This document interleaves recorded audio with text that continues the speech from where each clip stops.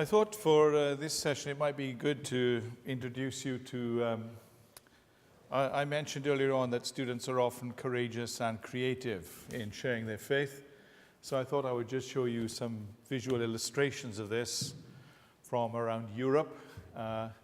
This is from the island of Malta in the Mediterranean, where it's a very small non-Catholic Protestant presence. In the university there are only 2 known Christians when this happened, but they decided that they wanted to try to reach out to the whole university and wondered, how can we do that when there are only 2 of us? 2 Maltese and 2 foreign students who are believers. So they decided to put a board up in the university, and they asked people, if there was a God and you could ask him one question, what would it be? And they asked people to pin up on the notice board the question they would ask God. And they promised that they would try to answer the top 6 questions that people asked from the responses. And very creatively, there are the 2 students plus the 2 foreigners next to the guy in the suit. And he's the Prime Minister of the country. So they wrote to the Prime Minister and asked him if he would answer the question. If there was a God and you could ask him one question, what would it be? And he agreed. This sometimes happens in small countries. He agreed to answer the question. And he gave an interesting answer. It was, what is the virtuous life? Which is the kind of thing somebody who'd studied Aristotle or Plato would ask. Most people don't ask that question today. But they asked him, would he be prepared to give his answer on local Maltese television? So that's where he is there, giving his answer on television, which then they used to advertise the meetings in the university. And quite a lot of students came to the meetings to hear the answers to the questions. And here are some of the top questions that were asked. The invisible God, why doesn't he make himself clearer? The boring God, why does he want to spoil my fun? The judgmental God, am I good enough to go to heaven? The unloving God, why doesn't he prevent suffering? And the fairy tale God, is there really life after death? And they called it Uncover Malta because they invited people to read the gospel with them after coming to these meetings.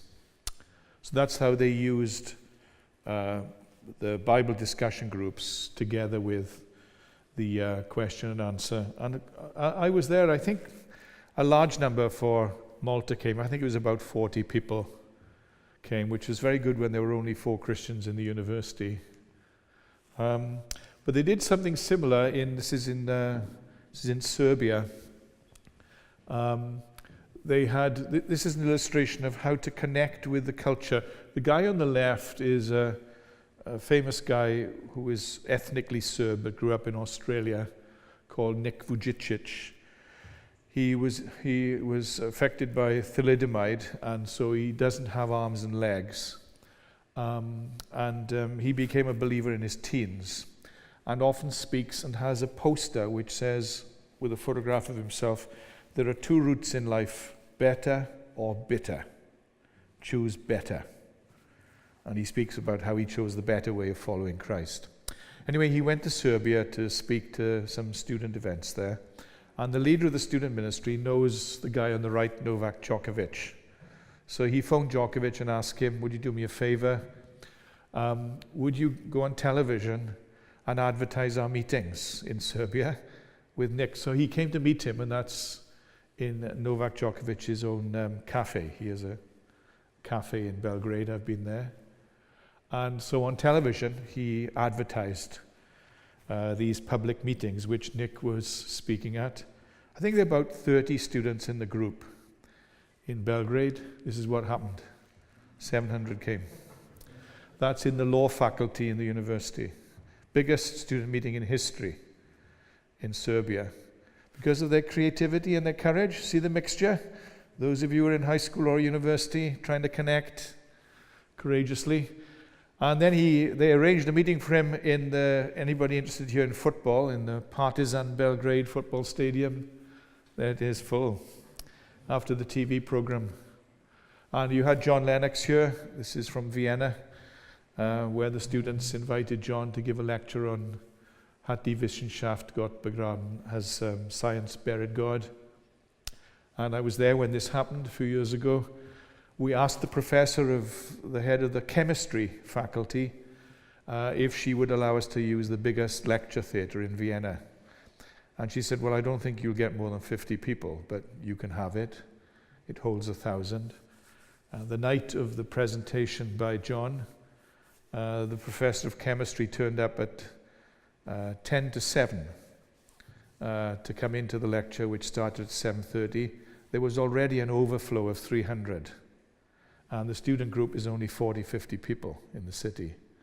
Obviously, they touched a way of connecting with people on the theme of science and faith, and they actually recorded it and showed it in universities in the rest of the country. So those are just some illustrations of students' creativity and courage. But for a few minutes now, I'd like to, in each session, I want to really read to you a few verses that have been important in the development of student ministry. For this one, I want to just read a verse from Colossians chapter 1, which is often quoted around the world with people involved in student ministry as a definition of what we're trying to do in high schools and universities. And Paul writes, Colossians 1:28, we proclaim him, admonishing and teaching everyone with all wisdom, so we may present everyone mature in Christ. So some people have said there are two dimensions to that, proclamation or mission and maturity. So the two objectives of student movements and groups are maturity, helping people to put down deep roots in Christ and become followers and become disciples, and then mission in terms of proclaiming Christ in the university, in the high school, and the wider world, both evangelism and cross-cultural mission. So that one verse is a key verse that people involved in student ministry use to summarize their ministry.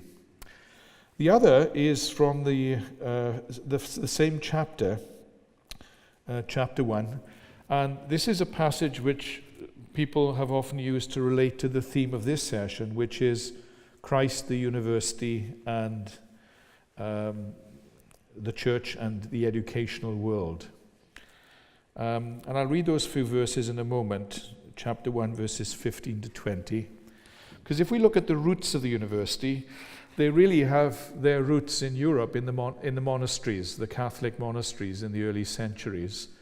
The first universities really developed out of the monastic groups in Oxford, Cambridge, Bologna in Italy, which I think was the first one there, and also Salamanca in Spain, in Catholic cultures. They saw no separation between having a theological view of the world, which was seen as the queen of the sciences, and the study of all aspects of life and society.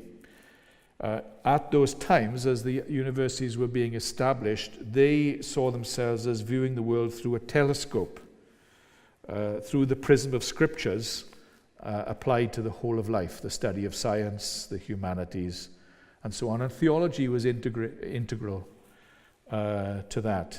It was holistic.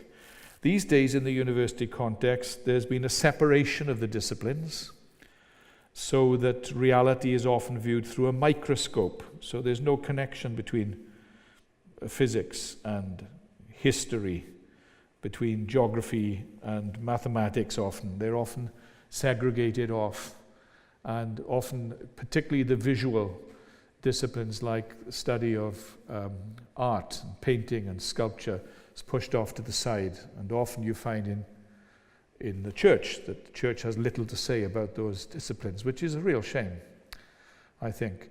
But anyway, those who were involved in the formation of the initial universities, they saw this very holistically as Christ being the sovereign who is Lord over the whole of life. Where did this idea come from? Well, it had its roots in Colossians chapter 1, verses 15 to 20, where Paul is writing. He's talking about the supremacy of Christ, and he writes, he's the image of the invisible God, the firstborn over all creation.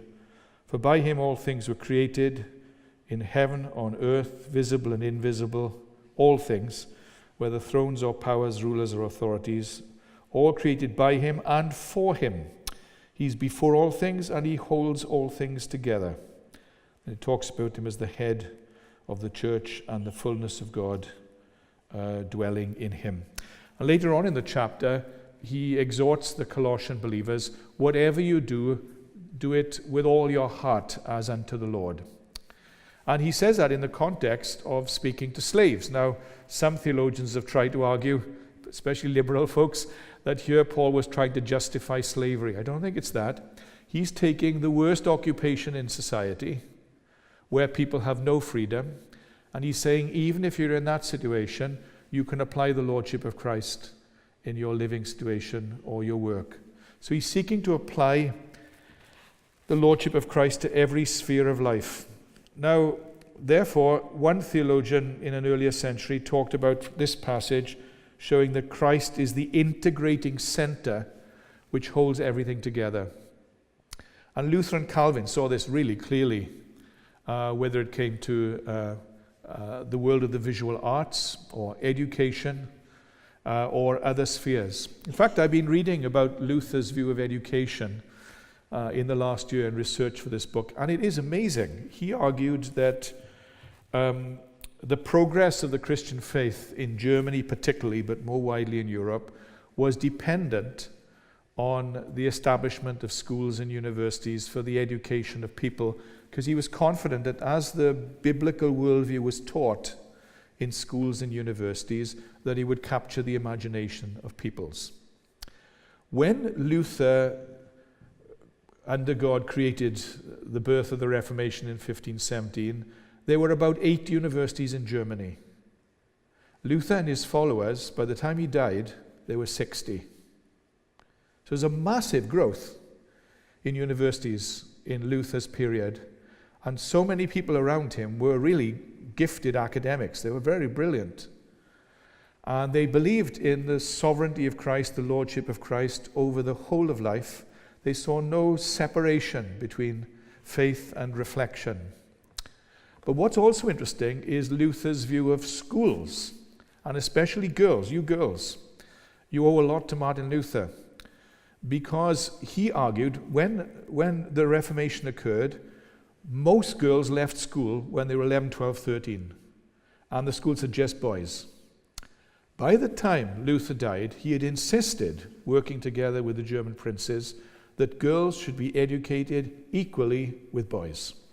So throughout Saxony, and where Luther exercised influence, by his death, in virtually all the schools, 50% of the pupils were boys, 50% were girls. You compare that with the Catholic city of Venice in Italy, at the same time of Luther's death, 100% boys, no girls, after 13. So there was a fundamental difference between how the early reformers, and Calvin set up an academy similarly later in Geneva. It's because they believed that Christ was Lord over the world of education and over every sphere of life. And then some of their followers took this further. For example, Kepler, the great scientist, the astronomer in Central Europe, when he was doing his research, he said, I'm just thinking God's thoughts after him. In other words, I'm just coming to understand how God has put the universe together. He saw no contradistinction between science and faith. And there's a brilliant book on this called Religion and the Rise of Modern Science by Richard Huyckes, a Dutch writer, published by the Scottish Academic Press, in which he traces the roots of the modern scientific method as having been formulated mostly by people with a biblical worldview, because they were just understanding how God unfolded the universe. And then Abraham Kuyper, the great Dutch theologian, preacher, and became prime minister too in the Netherlands, a reformed pastor, influenced by Calvin, said memorably There's not 1 centimeter of human existence to which Christ, who is Lord of all, does not point and say, that's mine. So coming from particularly Luther and Calvin, it was a huge shift that most Christians in the 20th century have completely lost touch with. They really believed in the importance of education as a means of bringing theology and the various disciplines together, theology being the queen of the sciences. And what's happened in our universities is that either humanists have separated the two, or we in the church have allowed them to say to us as Christians, you have nothing to say to us in the world of science or the working world. You just keep your worship to Sunday. You've got nothing to say to the rest of the week.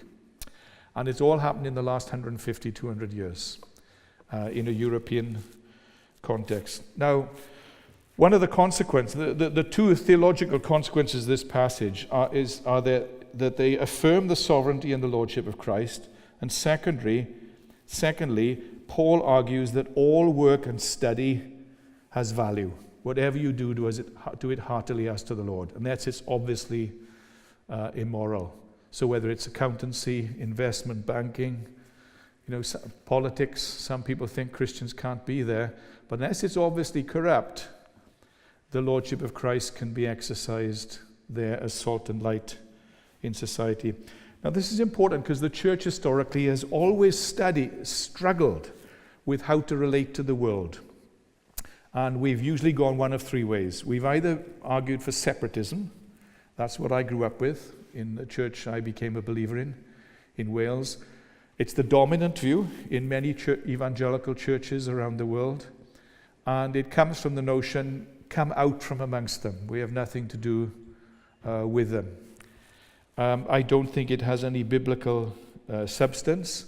It has some of its roots in the Pietist movement, not with the initiators of the so-called Pietist movement, Spener in Germany and Zinzendorf. They saw how the Lordship of Christ applied everywhere. But as often happens in spiritual movements, the second generation began to lose it. So something happened in Europe from about 1850 onwards, where the churches became more distinct and separate from the culture. And then the so-called European Enlightenment reinforced that. So separation was one notion. The second approach to the world was assimilation. And this is how you had the birth of liberal theology, which is increasingly affecting our churches. It's there all over Sweden. The Lutheran church in Sweden is totally riddled with it. It's hard to find a Bible-believing pastor in the Swedish Lutheran church. It's because the church caved in to the teachings of the humanists and the Enlightenment, who reinterpreted Scripture in a liberal way, saying Jesus wasn't God, the Bible's full of mistakes, the miraculous doesn't occur, and so on. This was because they said, if you can't beat the world, let the world's ideas come into the life of the church, which is not the answer. The third approach, which I think is the biblical one, is engagement. Involvement in the world, but remaining distinct. And the theological justification for those who want it is the incarnation of Jesus, who came into the world, didn't lose his deity, but dwelt amongst us. So he didn't say to his father, when his father commissioned him to go into the world, I don't mind going to live amongst people on the face of the earth, but can I go in a spacesuit? Because they're so dirty and polluted, I don't want to be contaminated by them. He came and dwelt amongst us, and he was the friend of sinners. But the problem for most Bible-believing Christians is they don't have any sinners for friends at all. They're too separate, often. So the incarnation of Jesus is the justification for engagement. Let me give you one brilliant quotation from John Stott, who tried to summarize it in this way. He's a master of words. He said, the calling of the Bible to the church is to live in society as morally distinct but not socially segregated. And we confused the two. So we thought we could only retain our moral distinctiveness if we cut ourselves off. When you teach young people to do that, my experience is by the time they're 40, they're out of the church. They've lost it. Because what they need to understand is that the Bible is true and offers the best answer to every question in life, and the sovereignty of Christ touches on every sphere of life, and there are biblical principles that apply to whatever our vocation is. And that was Luther's teaching too. One of the great things about the Reformation was a totally fresh notion of vocation, where Luther and Calvin and others talked about even the cleaners of the streets doing it with dignity because they were Christ's vice-regents in the world. And often we've lost that by implying that some roles in society are superior to others for Christians. I was speaking about this in the church the other day, and afterwards at the door, a man came to me. He was a postman. He said, "Lindsay, thank you for speaking about that today." He said, "I'm a postman. I've been a postman for 40 years, and I'm a Christian." He said, "It's the first time I'm ever leaving church. Proud that I'm a Christian and a postman. When I go to work tomorrow, I'm going to hold my head up high with dignity, and I see myself as God's commissioner into the world, working in the life of distributing the post. And I'll do it with dignity." That's why in our church now we interview somebody every Sunday and ask them from a different job, what are the challenges in your work? What can we pray for you? What encouragements do you have? And you can see people's level of dignity rising like that. Well, it all comes from the Lordship of Christ, which was behind there in the university context. How can we change this loss of focus on engagement? I would say we need to do several things. Firstly, form communities, attractive living communities in our churches, but also in our high schools and universities as an extension of the churches. Because people are attracted by loving and lively communities. Adolf Harnack, the great German historian, when asked how the early church grew, said, by two means. They out-argued the pagans, gave better answers to the questions, and they outlived them. And the same should happen in our day. Secondly, build bridges in the world. We had the reading from the Areopagus at the beginning. It's one of the few words I understood. And that's often used as a passage to justify engagement with the university. And we need to go where the people are, whether it's in the university or somewhere else in society. My wife said to my son the other day, "Where's your Areopagus?" He said, "The coffee shop." That's where everybody discusses everything. Thirdly, we have to raise questions with people in school and in universities. Not too early to raise questions like, what is truth? From where do we get values? From where do we find hope in a culture where hope is increasingly lost? Speak of the historical Jesus. Where can you find a sense of meaning, purpose, forgiveness, freedom, unconditional love? These kind of things. Raising existential questions, as Paul did in Mars Hill. And then one writer said we need to be involved in proclamation, in persuasion, which is what Paul did in Mars Hill, and thirdly, what somebody called subversion. Subversion is when you ask questions of people in terms of from where do you get your hope? What do you think is the answer to suffering? And my experience is that when you ask people questions for long enough, they'll eventually ask you questions. Well, what do you believe? What's your answer? That's the model we have with Paul, I think, in Mars Hill. So forming communities, building bridges, raising questions, and showing the distinctiveness of the Christian worldview within the high school and the university. If we don't do this, what you will experience quite rapidly in the next 30 years is the drift away with the advance of humanism and secularism in the Faroes. You will see what we are experiencing further south. Many people who have a personal devotion to the person of Christ, but cannot see the relevance of the biblical worldview to every sphere of life, to education, to sexuality, to parenting, to the workplace. They drift away. Because they start asking the question secretly, what does worship mean? Is it just what I do on Sunday? Or does it apply to the whole of life and every day of the week? And it's often at that critical point, late 30s, early 40s, you see the drift when they begin to think, it doesn't have anything to say to the wider world. Whereas an understanding of the sovereignty of Christ over every sphere of life, it equips people, including when they're in high school, university and beyond, to engage in robust Christian witness. That's what happened in the Reformation. And where historians have failed is, when they look at the Reformation as they have in the last year, celebrating the 500th anniversary, what they tend to focus on, and it's right that they do this, Luther's rediscovery of the great doctrine of justification by grace through faith. The priesthood of all believers was the second one, and the trustworthiness of Scripture. Those three great doctrines. What they often miss out with both Luther and Calvin is this extra dimension of seeing how the Scriptures apply to every sphere of life, which shaped the university life. It's why they developed universities and schools across Germany, France, Switzerland, and beyond, and left that great legacy. And they were robust in applying the Lordship of Christ to every sphere of life. They saw that that could and should be done in the universities and in the schools. And what we've often done is we've allowed the humanists to take control, and we've pulled back ourselves and said, oh, we mustn't try to impose a Christian worldview in the school or the university. And if we do that, we'll lose our young people and the leadership of the church in the future.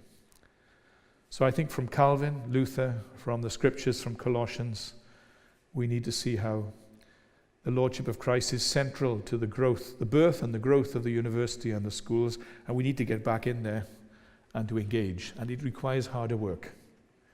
It'll require writing good books like you've produced some on science and faith, but some books to help the artists on how the biblical worldview applies to the world of the visual arts, or the study of history, or the humanities. It gives fresh dignity to people when they can say, do you mean the Bible has something to say about some principles that should apply how I view fashion? I've got a friend who's written a book on the Bible and fashion. Does the Bible have anything to say about that? Well, it does when you scour it. What about the environment? Well, the Old Testament is like an environmental handbook. You read the Mosaic Law, it's full of references to God's care for the environment. And often we're missing huge sections of the Bible in terms of its application. That wasn't the case with these reformers, and we need to go back to learn from them for our own context.